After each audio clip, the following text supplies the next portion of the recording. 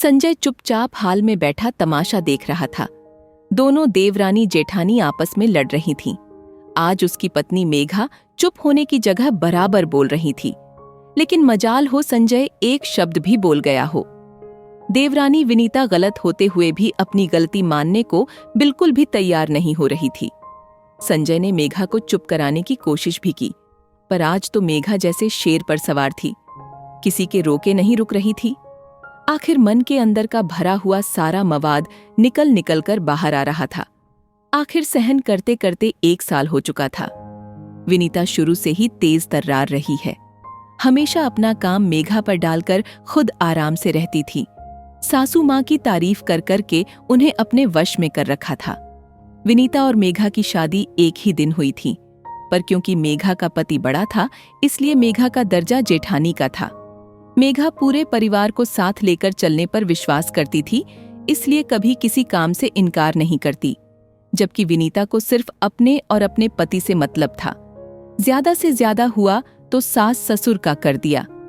विनीता जब भी कहीं घूमने जाती थी तो मेघा पूरे घर का खाना बनाती थी, लेकिन जब मेघा अपने पति के साथ कहीं घूमने जाती थी तो विनीता सिर्फ और सिर्फ अपने पति का और सास ससुर का खाना बनाकर रखती थी।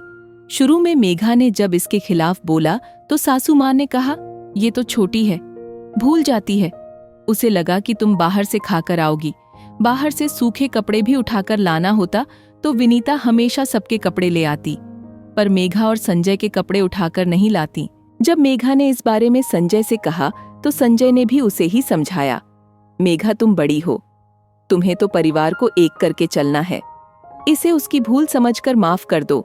संजय की आदत थी कि वो हमेशा मेघा को ही समझाता था, पर कभी मेघा के पक्ष में नहीं बोलता था, जबकि वो अच्छी तरह से जानता था कि मेघा गलत नहीं है। पर बड़ा बेटा बड़ी जिम्मेदारी की सोच वाला संजय गलत और सही में गलत का ही साथ दे देता, और मेघा को इस बात से बहुत दुख होता था, और आज भी यही हुआ। मेघा और संजय आज मेघा की बुआ से मिलने अस्पताल गए हुए थे। पीछे से विनीता ने अपना और अपने पति और सास ससुर के लिए खाना बना लिया, लेकिन मेघा और संजय का खाना नहीं बनाया। मेघा जब अस्पताल से आई तो उसे बहुत जोरों से भूख लग रही थी, लेकिन घर आकर देखा तो खाना ही नहीं था, क्योंकि सब लोग खाना खा चुके थे, इसलिए पीछे कुछ बचा नहीं। मेघा ने जब विनीता से उसके कमरे में जाकर इस बारे में पूछा तो विनीता ने सीधा जवाब देने की जगह मुंह तोड़कर जवाब दिया, मैं आपकी नौकरानी नहीं लगी हूं जो आप लोगों के लिए खाना बनाकर रखूंगी। बस इस बात पर मेघा का दिमाग खराब हो गया और वो विनीता से लड़ पड़ी। हालांकि ये बात घर में किसी ने नहीं सुनी थी, इसीलिए सबको लग रहा था कि मेघा ही गलत है। इतने में सास जानकी जी बाहर से घूमकर घर में आई और आते ही चिल्लाते हुए बोली, अरे शर्म नहीं आती तुम लोगों को? क्या तमाशा बना रखा है तुम लोगों ने? बाहर तक तुम लोगों की आवाज आ रही है। गली मोहल्ले के लोग, यहाँ तक कि आते जाते लोग घर के बाहर खड़े होकर तमाशा देख रहे हैं। अच्छा तमाशा बना रही हो हमारे घर का। चुप हो जाओ दोनों और अंदर कमरे में जाओ। नहीं मम्मी जी, आज तो फैसला होकर ही रहेगा, मेघा ने कहा। बड़ी बहू, ज्यादा सिर मत उठाओ, तुम बड़ी हो, आगे चलकर घर की बागडोर तुम्हें ही संभालनी है, और तुम हो कि इस तरह तमाशा कर रही हो। कुछ तो शर्म रखो मम्मी जी, ये लाज और शर्म का पाठ हमेशा मुझे ही क्यों पढ़ाया जाता है? छोटी बहू को क्यों नहीं? जब देखो यह अपनी मनमानी करती रहती है, और आप कहते हो कि यह छोटी है, तो इसकी गलती को भूल समझकर माफ कर दो। आखिर कब तक माफ करती रहूं मैं? अरे ऐसी क्या गलती कर दी मैंने जो पूरा घर सिर पर उठा रखा है आपने? बड़ी बहू हो तो बड़ी बनकर रहिए ना। क्या जरा जरा सी बात को पकड़कर लड़ने बैठ गई? विनीता भी क्या कम थी, बीच में ही बोली। तभी जानकी जी बीच में बोली, अरे ऐसी क्या बात हो गई जो तू इस तरह से लड़ने को तैयार हो गई? पूरा राशन पानी लेकर इस पर चढ़ गई। मम्मी जी, जब मैं बाहर गई थी तो विनीता ने आप दोनों के लिए और खुद के और देवर जी के लिए खाना बना लिया। हमारे लिए खाना क्यों नहीं बनाया? क्या हम इस परिवार के सदस्य नहीं हैं? या हम कहकर गए थे कि हम बाहर खाना खाकर आ रहे हैं? अरे बस इतनी सी बात। नहीं बनाया तो तुम खुद बना लो। तुम्हारी जिम्मेदारी इसके सिर है क्या जो इतनी सी बात पर लड़ रही है? जानकी जी ने कहा। अच्छा मम्मी जी, ये इतनी सी बात है, जब ये लोग कहीं जाते हैं तो आप मुझसे पूरे घर का खाना बनवाती हो, लेकिन जब मैं और मेरा पति कहीं जाते हैं तो ये लोग हमारे लिए खाना तक नहीं बनाते। इसे आप परिवार कहते हो? मेघा ने कहा।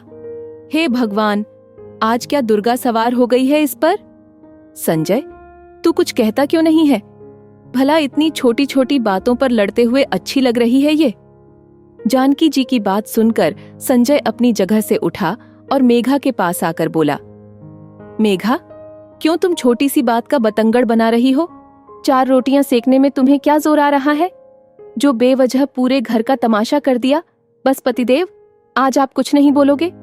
जब देखो तब आप इन लोगों का पक्ष लेते हो। मेरे लिए बोलते हुए तो आपकी जबान को लकवा मार जाता है। हर बार मुझे ही झुकने को कहते हो, पर इस बार नहीं।